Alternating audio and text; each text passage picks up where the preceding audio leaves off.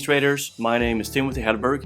I've been trading for over 12 years now, mainly in FX. I've had a professional career in the industry, trading at some of, at the time, Northern Europe's leading trading desks.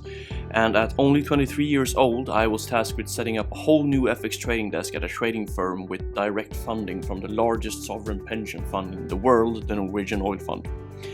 I mainly trade manually, but I also own a fintech company focused on developing automated trading and analytics software. So basically, I know my stuff, and today I'm bringing you a market report for week number 9 of 2022 in collaboration with IMGFX. So IMG is the people's broker, and that's not just a slogan that they use, it's actually pretty accurate. Over the 12 years that I've traded, I've used over 20 different brokers, both in the companies that I worked for and in my own private trading. And there are many reasons why I think IMG is the best and why I'm willing to put my 12-year reputation on the line by teaming up with them. But today we got a lot of stuff to go through in the market report with the Russia-Ukraine crisis. So in terms of IMG, let me just tell you that stuff work. So at IMG, stuff just work. And what I mean with that is that if you are an experienced trader, you know how important it is to have a broker where things work. Technology, deposits, withdrawals, you know, everything like that. You just want that to work so you can focus on your trading. If you're new to trading, if you're a new trader, you will find that out over the years how important it is to work with a trading partner that just has things handled so that you can focus on managing the markets. But because, oh boy, the markets that we're having now, over my 12 years in the industry, we haven't really traded anything like this. I haven't traded a war ever. So let's jump right into it. So the agenda for today will be that we will talk about the Russia-Ukraine war a little bit first, what to look for in terms of news flow and how to understand that news flow in terms of a trading context. Then we'll talk briefly about Bitcoin, that is showing some signs that it may be turning bullish. We'll talk about gold. We did that in the previous reports, and gold has really been the perfect war hedge. And I'm going to show you some of the results that we had trading it, but also how we can move forward, because the gold run is not over. And then we're going to talk a little bit about Palladium, something that you might not have heard of. Palladium is accessible to trade through IMG. It's a precious metal, so it's the same as trading. It's a commodity, so it's the same as trading gold or oil or whatever. Now, the largest producer in the world of Palladium is Russia. So if you want to do a trade that has exposure against Russia, it's really hard right now to, for example, trade the Russian ruble, their currency. That is extremely volatile, so I wouldn't do that. You'll have really hard times accessing Russian equity markets. So if you want to trade something that it has just major exposure to Russia, Palladium is the trade that you want to go for. And then we'll finish off by talking a little bit about trend continuation trading that just ties back into what we will be talking about, gold and Palladium especially.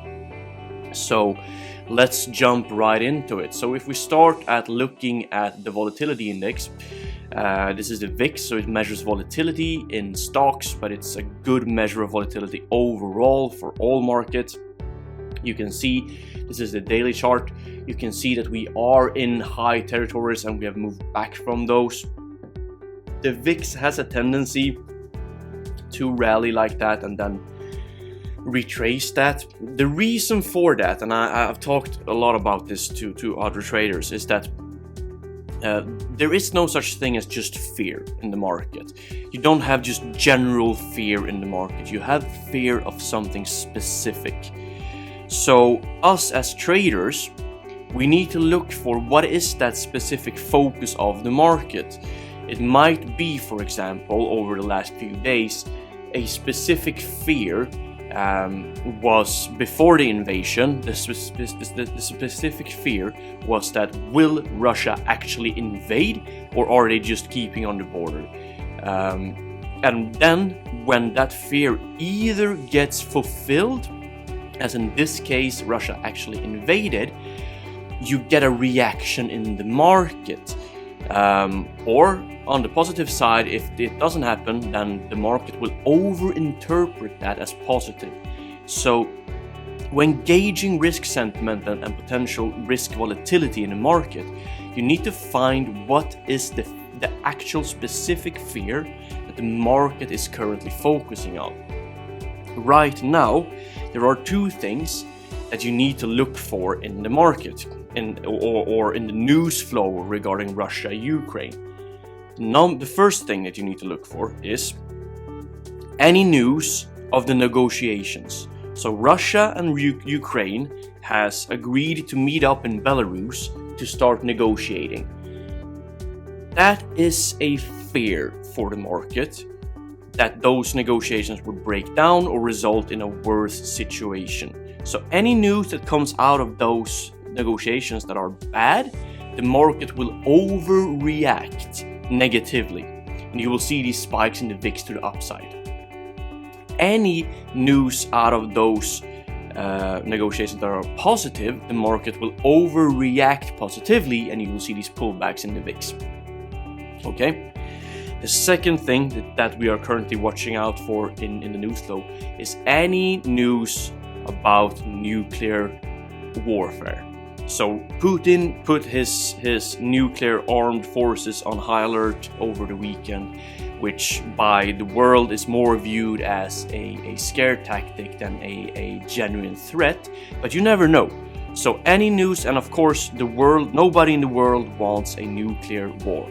So, and it's crazy that I'm sitting here actually talking about it, but it's a big fear in the market. So any news coming out of Russia or any other country for that sake regarding nuclear warheads needs to be viewed. Any negative news, the market will overreact negatively.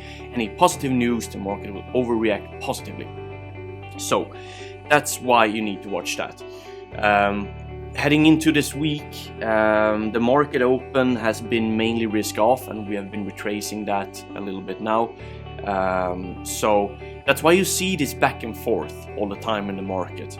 I get that question sometimes. Why don't it's supposed to be risk off? It's supposed to be risk on. No, we get pullbacks and we get moves, and we get that because the specific fear that the market has either gets fulfilled or it gets washed out. And in either case, the market overreacts.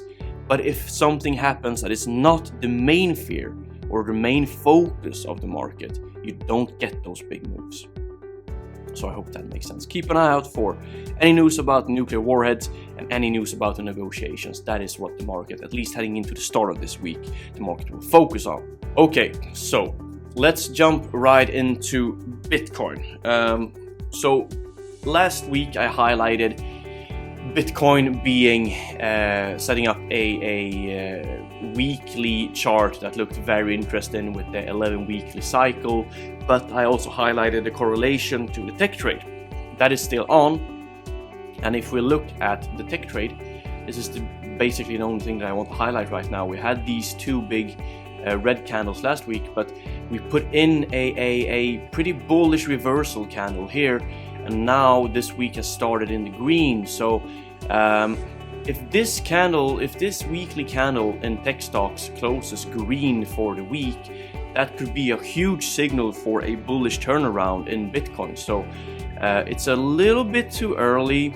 If I was a really aggressive trader, I guess you could jump in right now and bet on this actually starting to move, but generally I would wait for this weekly candle in US tech stocks to close bullish, and if it does, I would view that correlation to Bitcoin as a potential for Bitcoin to start moving up, and I would base my longs against this lower area of support basically, and that this would work really nicely because it would be a higher low in comparison to the previous one, which would really be the case for it pushing and making a higher high, so you would get this you know, this sort of where we get a correction down here, and then we get a higher high all the way down to a higher low, and then we push for a higher high again. That would be a nice pattern on the weekly forming.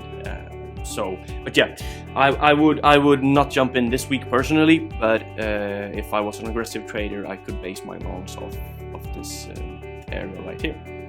And generally, guys, always in these market reports, we are just talking hypothetically. This is not financial advice or anything like that. This is purely educational content, me running through the weekly market report for you, what to look for, what I'm looking for, and what I'm looking to trade.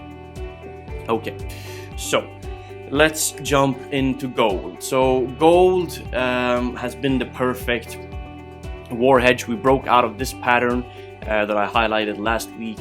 I've been absolutely smashing this trade. I exited my last trade around the highs on this wick. Now we're on the weekly. I don't have to be on such a high chart. I exited around the highs right here because I thought we would get a pullback, and we did. So I first had this trade that worked out well. Not a huge trade. But this one is the banger right here. Made around $6,000 on it, just trading one standard lot, close to the 1966, which is just at the highs. 1966 would come in around here on the highs, which is a perfect exit. Entered around 1904 on that one, so just on the breakout, on the second leg of the breakout. So yeah, was really happy with that trade. And if you watched last week's report, you could easily have gotten into that. Now we are in a pullback. It rallied really hard. I would wait for some kind of trigger on the lower time frame on how to get back into gold. I want to get back into gold. I think there is a case for gold going higher based on the inflation trade, which was the main focus of the market before the Russia-Ukraine crisis. So there's a lot of fundamentals supporting the long gold trade, and as we broke out of this higher time frame pattern now, also there's also a technical case for gold higher. So look for a lower time frame entry is what I would do, and then I would trade this in a trend continuation pattern, which is basically something we're going to talk about next up. But first, let's just quickly jump into Palladium. The ticker is XPD for Palladium. So yeah, Palladium is Russia is the largest producer of palladium in the world. So if you want exposure to Russia, this is the trade to take. As long as the West world is putting sanctions on Russia and the Russia-Ukraine war is continuing, there is a strong case for palladium to keep rising in price, because supply and demand. The supply will become very low because the West will stop buying palladium from Russia, meaning that the largest producer of palladium will basically be removed from the market, so the supply will get much lower, the demand will stay the same. You're talking for a case for higher prices in palladium. As you can see, the daily chart has already begun a bullish up move, but it's not extreme. So we are nowhere near to 2021 price highs. So it's the same here as the case for gold. Go on a lower time frame, look for momentum and triggers to enter it, and then just trade basically trade continuation patterns. And you can either trade gold and palladium as a technical trade, where you look for it to take out previous highs, you look for chart patterns, or you trade it in combination or just solely on news. So any bad news about Russia and sanctions on Russia and the war escalating, will see palladium higher. Any good news that the war is subsiding and the West is removing sanctions on Russia, would see Palladium to the downside. Let's talk about trend continuation trading. So how do you trade trends that where price is just moving very strongly in one direction? So gold is the perfect example for this. So what you could look for is basically this is the perfect example where you have previous highs. So you look for them to be broken, you get a breakout on it, you go on a lower time frame to try and see where this breakout comes, and then you try and find what a pattern could be. Is, for example, some sort of flag. In this case, you look for a pullback like this, right? So you have the breakout of the previous highs, you wait for a correction of a flag forming, then on a break of that on the 5 minute, you enter, you place your stop belows, and you go for whatever take profit you would want. It's not always you get it. So for example here, you see it taking out the highs, but you never get that pullback. Here price has consolidated before it pulls back, so that's not a flag. You need a flag pull. So if we would have pulled back here, we could have gotten the trade, but we didn't. This is more of it to the downside. So this is the type of continuation pattern that you could look for, where you have a sharp move, a small correction, and a sharp move. But it's not always that you get it, so you need to be very really look for it when it comes into the market. So it's the type of pattern that you have to really sit by your screen, so it's not optimal for everyone, but it's one way to trade trend continuation patterns on something ripping as hard as gold did last week. So that's one way to do it. Another way to do it is using what we talked about last week with this indicator down here, the ATR, the average true range, that works very well in commodities, where you would look for highs being taken out, or for example a technical indicator like a moving average that we have here, where you would have a break of the moving average on the lower time frame. We break above, we come back, we retest, and as we don't close below, you go in for a trade and you base your stop loss on the ATR, which in this case would be around, ATR is 171. So you know, you would place your trade either at the ATR, but as we talked about stop loss placement with ATRs, it would make more sense doing it at a double, like somewhere around 330, something like that, and whatever take profit risk reward ratio you would go for. The point with this is that you can structure these in any way that you like.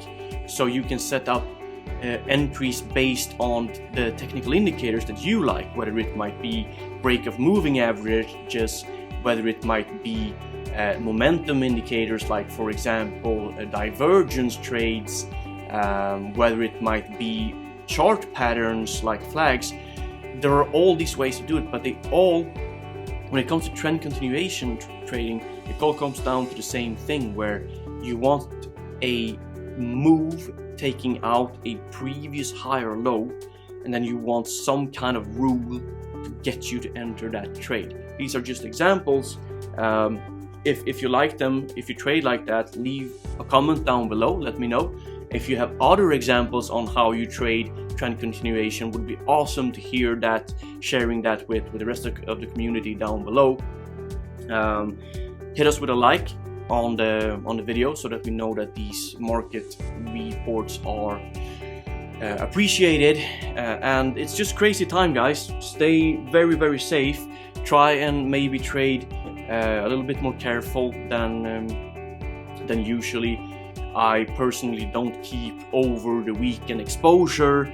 I don't trade on the middle time frames. I trade on the low time frames or the very high time frames, because the market moves so fast right now that you need to filter out the noise. So yeah, hope this helps. Hopes everybody has a profitable week, and I'll talk to you guys again next week. Take care, guys.